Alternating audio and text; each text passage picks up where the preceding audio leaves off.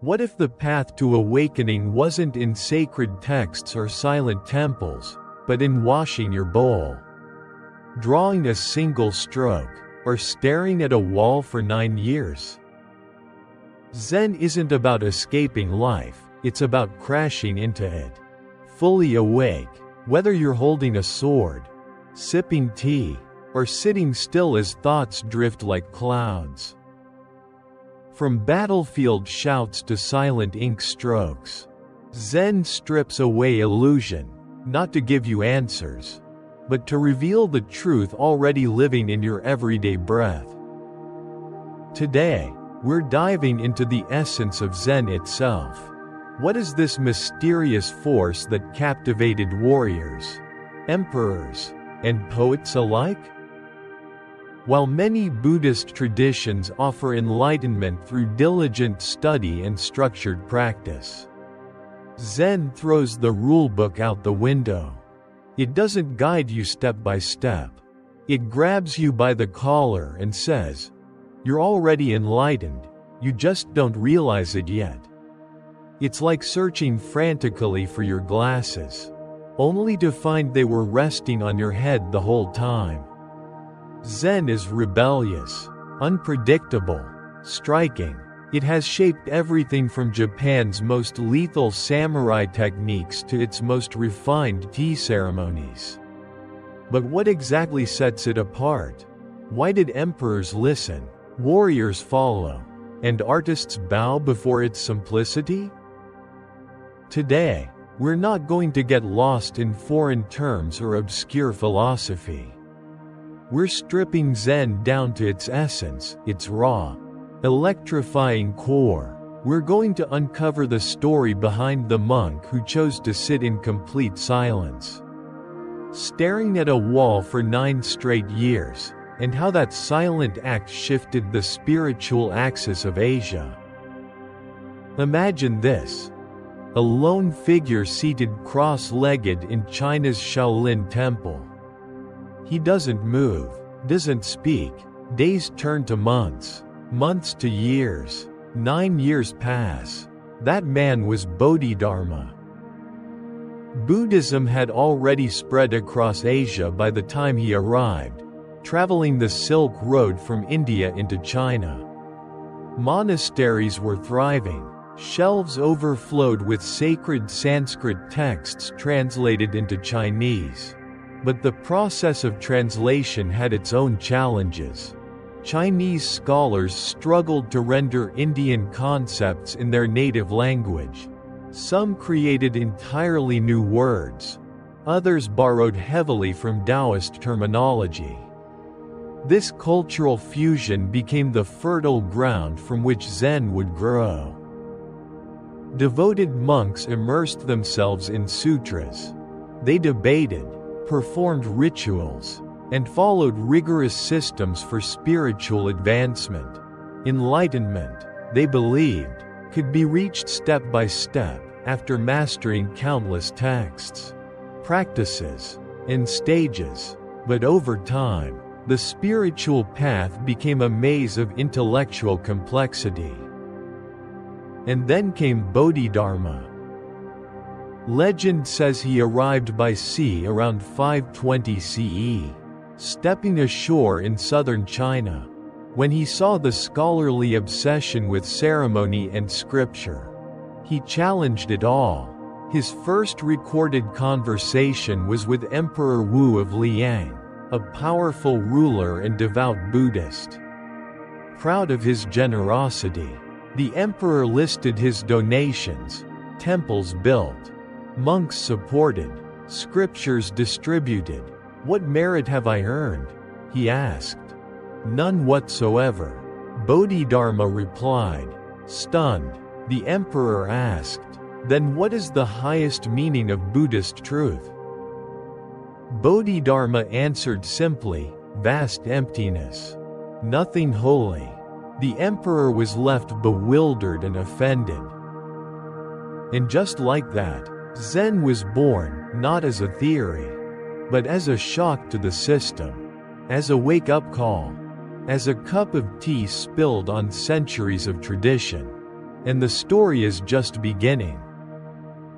Picking up from Bodhidharma's radical rejection of rituals and words, his next move was even more disruptive and revolutionary. He didn't just critique the traditional path, he replaced it with something raw, immediate, and deeply transformative. From this moment, Chan Buddhism was born.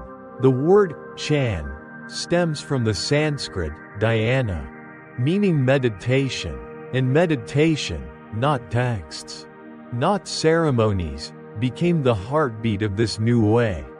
Bodhidharma taught that truth wasn't something you could memorize or chant. It had to be experienced directly. You had to sit with it, breathe with it, face it without filters. His students were pushed to go beyond intellectual understanding, beyond language, beyond the mind's usual tricks. The legendary tale of Huke, Bodhidharma's most devoted student, captures this. Standing in the freezing snow, desperate to learn, Huke cut off his own arm to prove his sincerity. Extreme? Yes, but symbolic of just how serious this path was. The Chan tradition didn't just preach non-conceptual understanding, it embodied it. Future masters developed shock tactics to shake students out of mental traps. Master Mizu would suddenly shout, loud enough to jar someone into stillness. Linji would hit students or respond with sudden, baffling slaps. Others used koans, strange, unanswerable questions like, what is the sound of one hand clapping? Or, what was your original face before your parents were born? These weren't philosophical puzzles. They were meant to break logic and force a direct experience of truth. When Chan Buddhism reached Japan in the 12th century, it evolved into what we now know as Zen. Japanese monks like Eisai and Dogen traveled to China, absorbed the teachings, and brought them back home. Eisai founded the Rinzai school, centered on koan practice, intense, confrontational, and direct. Dogen, in contrast, established the Soto school, rooted in silent sitting, just being present, just breathing, just being. Both traditions remained faithful to Bodhidharma's original insight, direct pointing to the mind. Seeing your true nature, Zen soon seeped into every facet of Japanese culture. The sword, the brush, the tea bowl. But to understand that influence, we have to first understand the tools these masters used to wake people up. Take the story of Master Gute. He answered every student's question with the same gesture, raising a single finger. But one day, his attendant began mimicking him. When Gute found out, he called the boy over. The boy raised his finger, and in a moment as startling as it was symbolic, Gute cut it off. The boy screamed and ran. Gute called after him. The boy turned, and in that instant, Gute raised his own finger again. Enlightenment struck like lightning. This wasn't cruelty, it was clarity. Delivered with precision.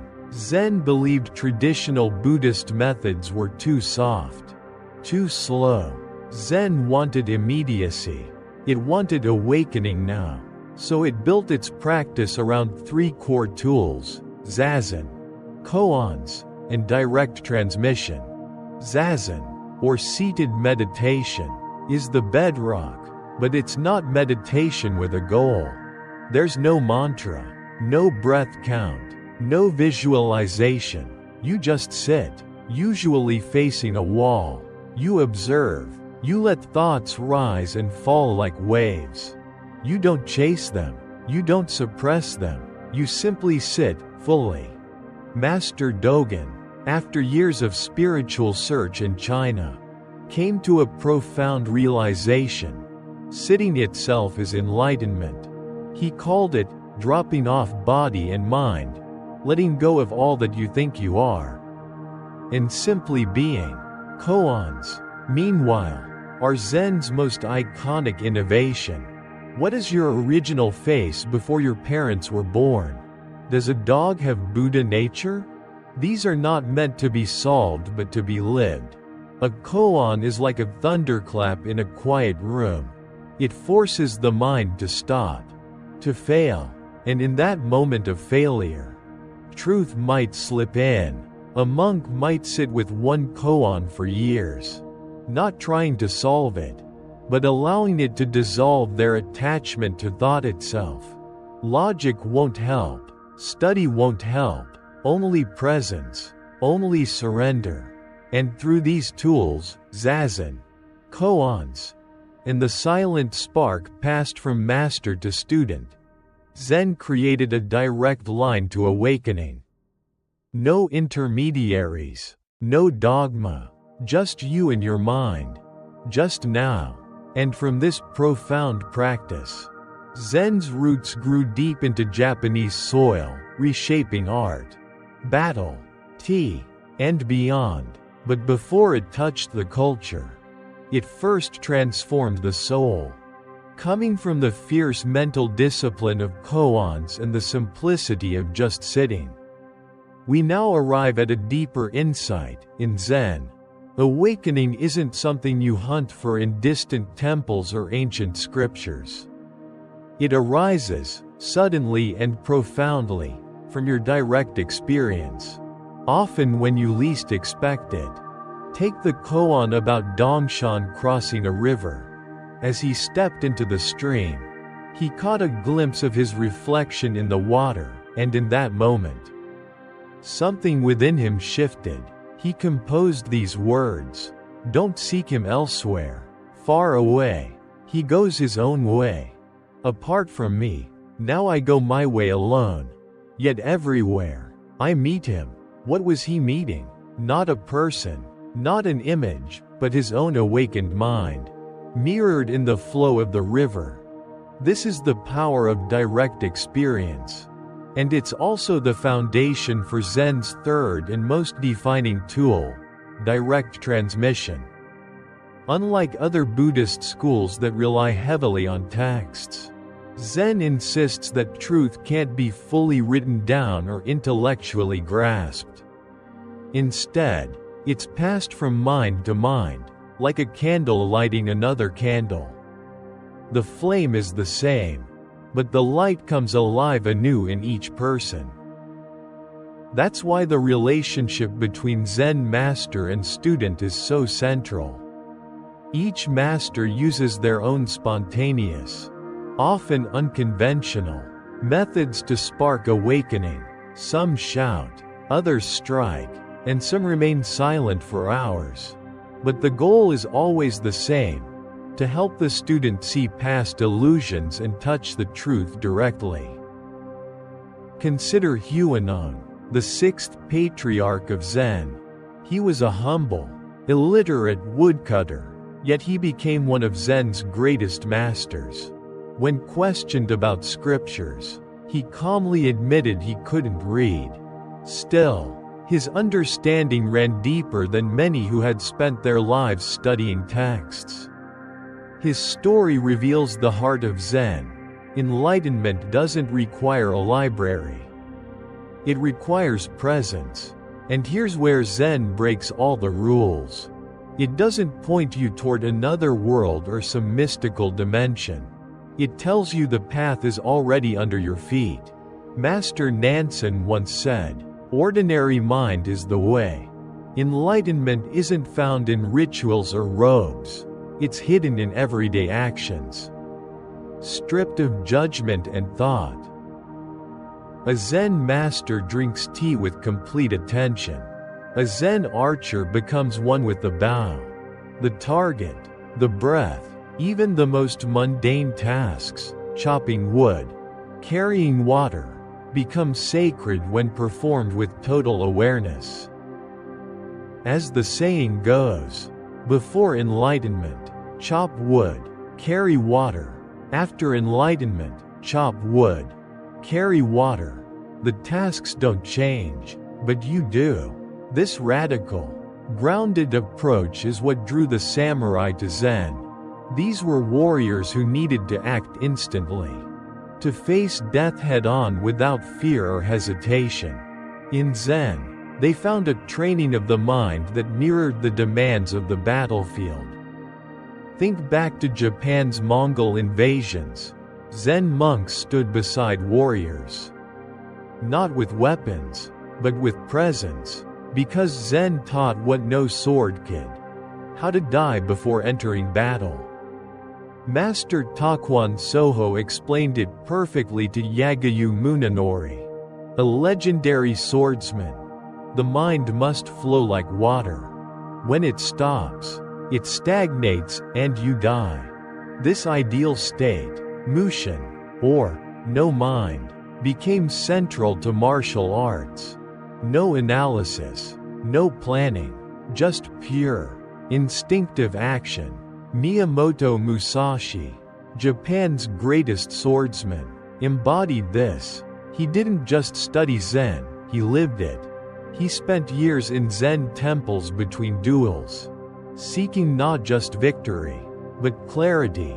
His final work, the Book of Five Rings, reveals a mind honed as much by meditation as by combat.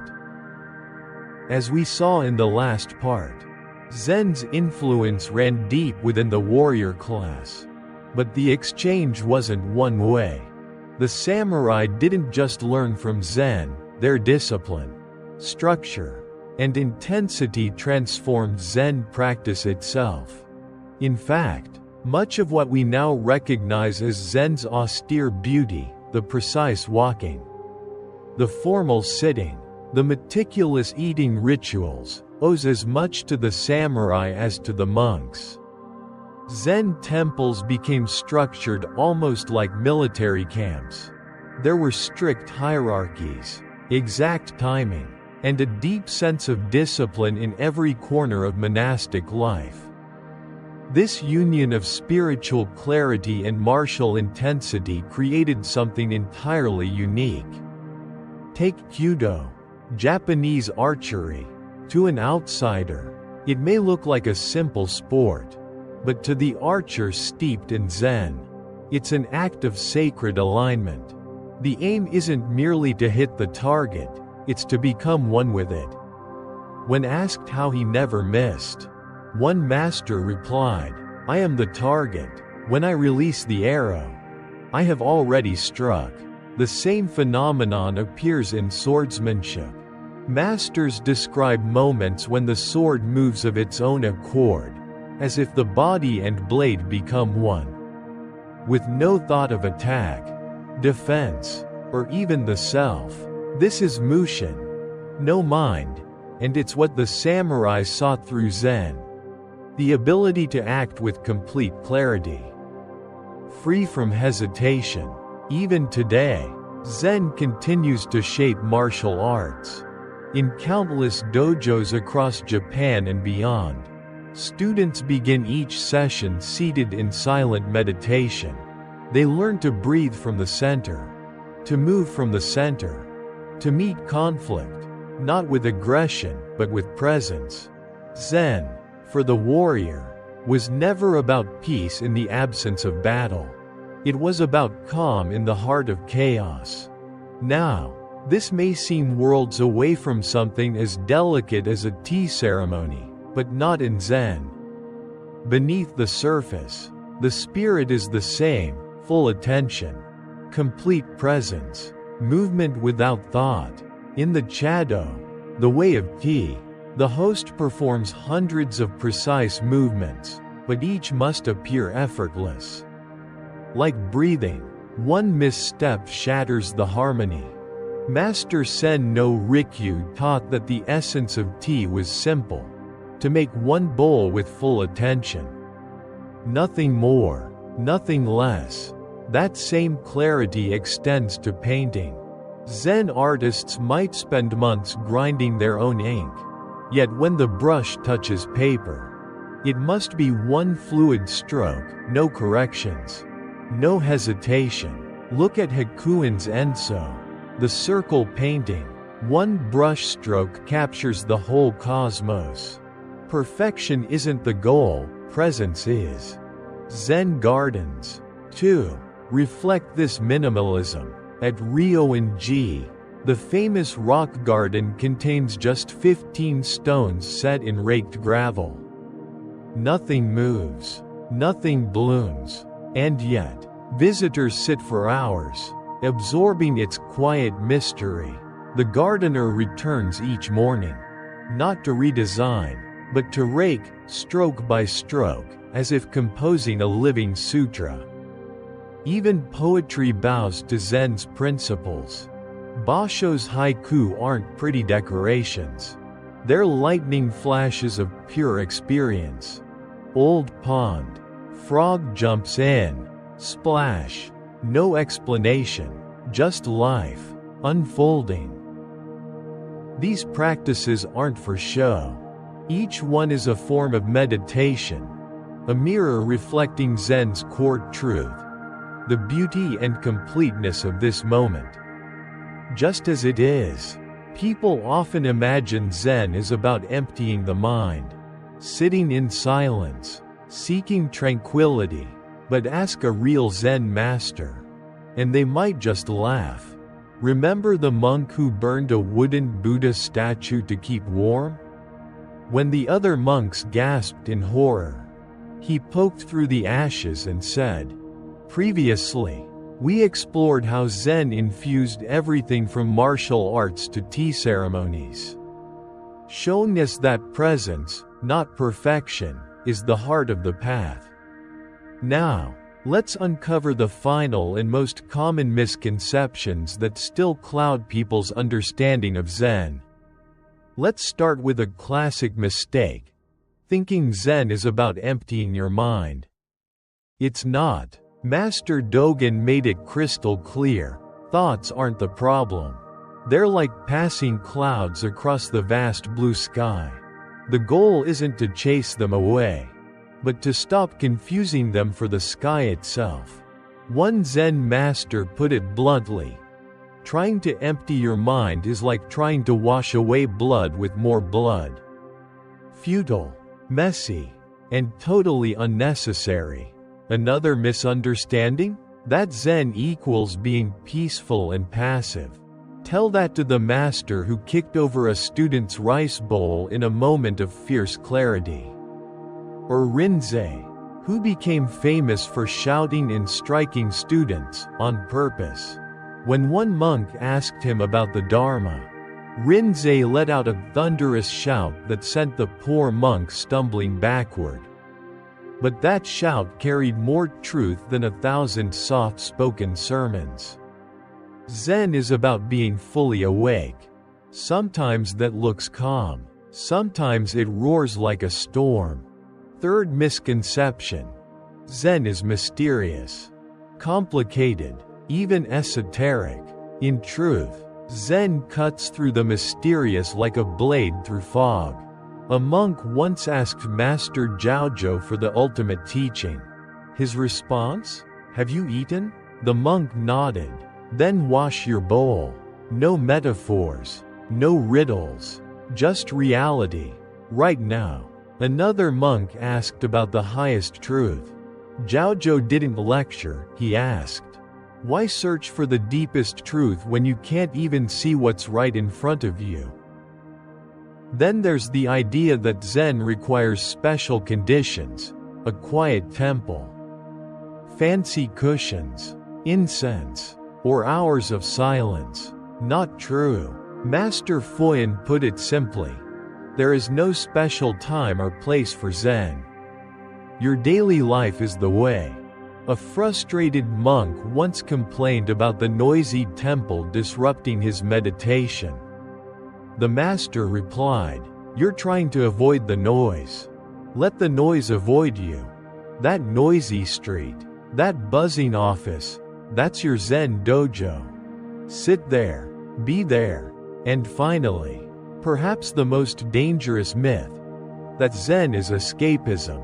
Some think it's about rising above problems, floating in spiritual bliss. That couldn't be further from the truth. Zen is about showing up, fully, honestly, for life, just as it is. One master famously said, "If you meet the Buddha, kill the Buddha. If you meet the patriarchs, kill the patriarchs." In other words, don't cling to ideas. Don't hide in concepts. Wake up to this moment, this one, right here. Remember our tea-spilling monk from the beginning? Now, perhaps, you see what he meant. Zen isn't locked away in ancient scrolls or hidden in hours of meditation. It's alive in your breath, in your footsteps, in the cup of tea you're holding right now. From Bodhidharma's wall gazing to the fierce grace of the samurai's sword. From the tea master's quiet precision to the gardener's rake in a Zen temple. All of it points to the same truth. You are already whole. The only thing missing is your recognition of it. As Master Linji said, the true person has no rank and no form. Stop searching. Stop chasing. What you're looking for is what's looking. If you're new here, join our growing community by subscribing. Next week, we'll dive into another powerful teaching from the Buddha's path. And in the comments, tell us, which Zen story today surprised you the most?